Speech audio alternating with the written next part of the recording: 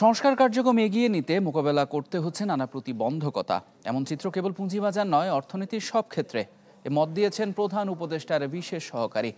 IPO ও নতুন বিনিয়োগ না আসার পেছনে নানা সংকটের কথা উঠে আসে তার মুখে। পুঁজিবাজারে আস্থা ফেরাতে করণীয় নিয়ে মার্চেন্ট ব্যাংকার্স অ্যাসোসিয়েশনের এই আয়োজনে নতুন আইপিও না আসার পেছনে দায়ী করা হয় জটিল করনীতিকে। এছাড়া প্রক্রিয়া শেষ হতে বাড়তি সময়ের কথাও বলেন সংশ্লিষ্টরা। জানান, শতভাগ নিয়মকানুন মানার পরও কাঙ্ক্ষিত মূল্যায়ন পায় না বহু কোম্পানি, যা বাজারমুখী হওয়ার ক্ষেত্রে বড় বাধা বলে উঠে আসে সেমিনারে।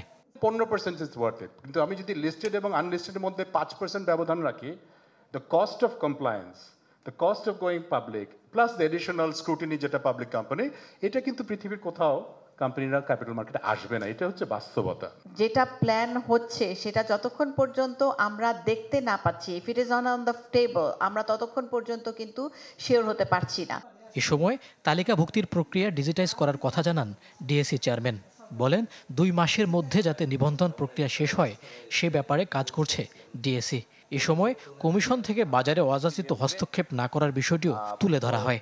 আমরা আপনাদেরকে কথা দিতে পারি যে এক্সপেকটেশনটা মার্কেটে আছে 6 মাস, তার থেকেও অনেক দ্রুতই ঢাকা স্টক এক্সচেঞ্জ লিস্টিংয়ের প্রক্রিয়াটা করার জন্য প্রস্তুতি দিচ্ছে। বর্তমান যে আইপিও রুল যেটা আমরা সংস্কার করতে যাচ্ছি, ভালো কোম্পানিগুলো ইন্টারন্যাশনাল প্রাইসিং মেথডেই তাদের ভালো প্রাইস পাইতে পারবে।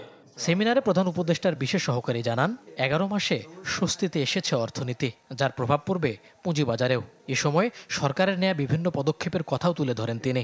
সংস্কার is always a trial and error process. দেরি হচ্ছে কেন, এটা অস্থিরতা ভাব স্বাভাবিক।